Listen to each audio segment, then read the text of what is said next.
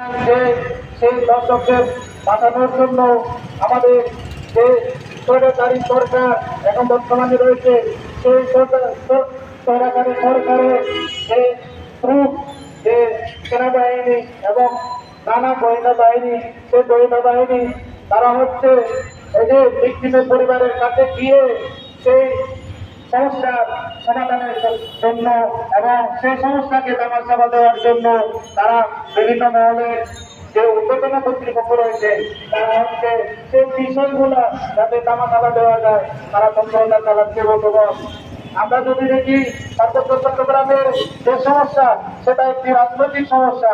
এই সমস্যাটা মূলত ধরেই চলেছে হচ্ছে পার্বত্য চট্টগ্রামে যে 1980 সালের প্রেসিডেন্ট জিয়াউর রহমানের যে সনাতন থেকে সেটেলার বাঙালির পার্বত্য চট্টগ্রামে সেটেলমেন্ট করার পর থেকে এই পার্বত্য চট্টগ্রামে হচ্ছে যে নারী দর্শন নির্যাতন যে জমি দখল থেকে শুরু করে সকল যে নারীদের উপরে যে নৃশংস হত্যা দর্শনের পরে হত্যার মতন যে ঘটনা সেই ঘটনাগুলো ঘটছে বন্ধুগণ।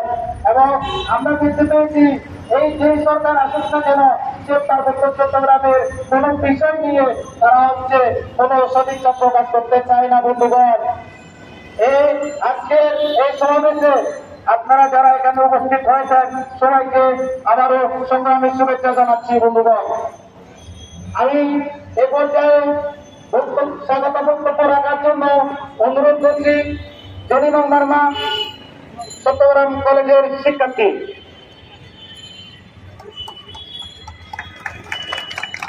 ধন্যবাদ চঞ্চল মহোদয়কে। আজকে বিক্ষোভ মিছিলে উপস্থিত সামরিয়ায় যারা আছেন, চট্টগ্রামস্থ আদিবাসী ছাত্র জনতার পক্ষ থেকে আপনাদেরকে জানাই অভিনন্দন এবং শুভেচ্ছা।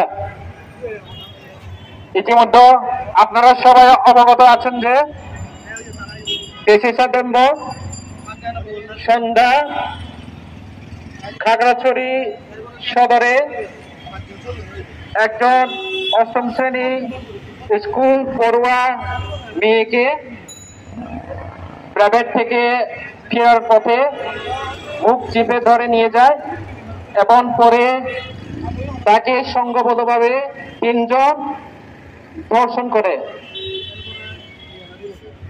ইতিমধ্যে আমরা শুনেছি একজনকে গ্রেপ্তার করা হয়েছে, কিন্তু আরো 2 জন তাদের ধরাছোঁয়ার বাইরে রয়েছে।